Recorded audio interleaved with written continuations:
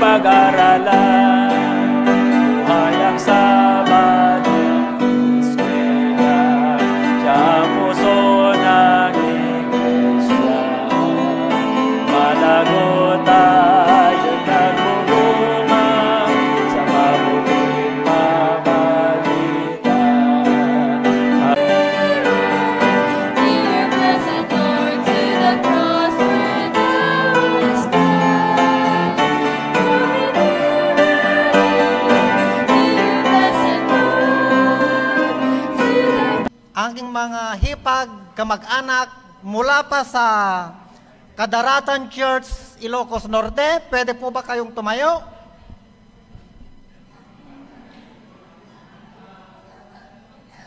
So, welcome po kayo mga kapatid. Andito rin ang mga taga-Exodus Church. Mga taga-Exodus, mga kapatid, pwede pong tumayo? Exodus Church.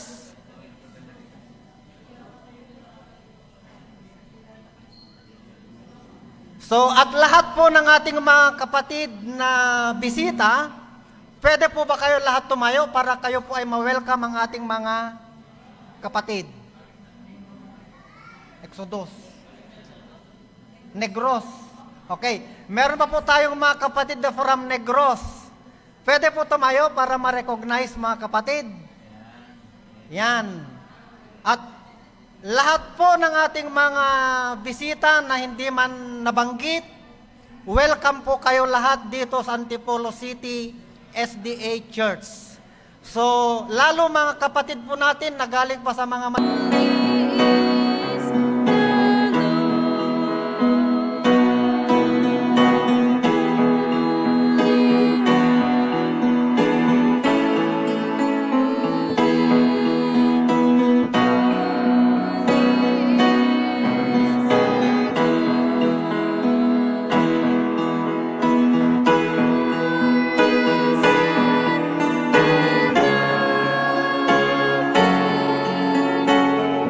Sabat muna.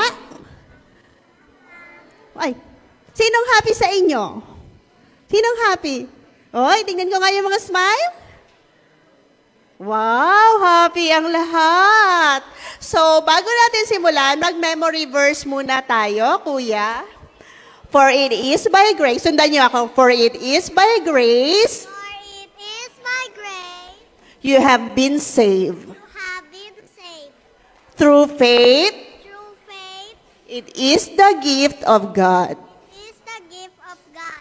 Ephesians Ephesians 2 verse 8.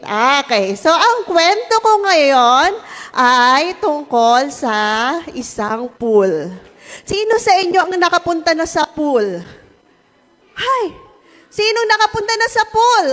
Wow! Anong itsura ng pool na napuntahan nyo?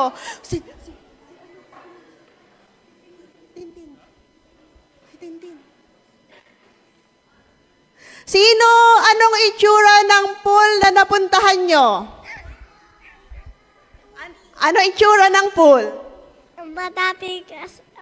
Madaming slide tapos madaming mga salbabida. May slides, tapos may salwabida. Ikaw, nakapunta ka na mahal ko sa pool? Ay, hindi pa. Ikaw, nakapunta ka na po sa pool? Ano itsura ng pool?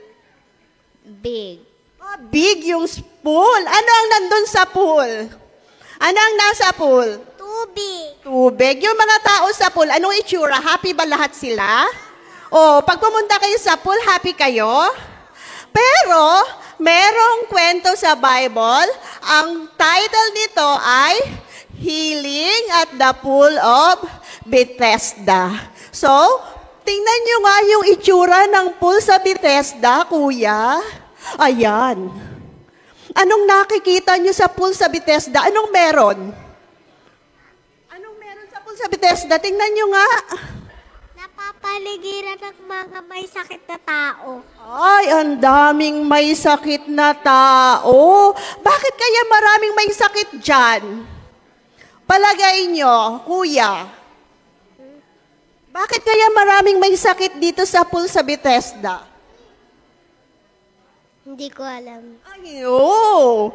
Ikaw, ate, Palagay mo, bakit kaya, imbis na nag-e-enjoy yung mga tao, napakaraming may sakit. Bakit kaya? Hindi din niya alam. Sino kayang nakakaalam? Alam niyo ba na lahat ng tao dito, naniniwala sila na once in a while, may angel na sa langit. Pag bumaba sa langit yung angel, ini-steer niya or hinahalo niya yung pool. At yung pinakaunang makapunta dun sa pool, ano mangyayari? Gagaling. Yun yung paniniwala nila. So, ang dami-daming tao na nag-aantay, kaya pala ang daming may sakit dyan. Pero, may isang lalaki, for 38 years, hindi siya nakakapaglakad. Andun lang siya, nag-aantay siya na haluin ng angel ang pool. Pero, alam ni Jesus na hindi totoo yung paniniwala nila. Alam din ni Jesus na kailangan ng lalakang ito na gumaling. At gusto ng lalakang ito gumaling. Kung halimbawa, i-steer nung angel sa pool, ang pool, makakapunta kaya yung lalaki? Hindi po. Kasi po, hindi po siya makapaglakad. Yes. Kaya sabi ni Jesus, ayaw mo bang gumaling? Sabi nung lalaki, kahit gusto ko pong gumaling, hindi naman ako makakapunta sa pool. Hindi naman ako makakalakad. Pero sabi ni Jesus, ngayon ay gagaling ka. Kunin mo yung mat mo at maglakad ka. Kung ikaw yung lalaki, dahil hindi ka nakakalakad, kukunin mo ba yung mat mo? Opo. Opo. At yun ang ginawa ng lalaki. Kinuha niya yung mat niya at nakatayo siya. Ano?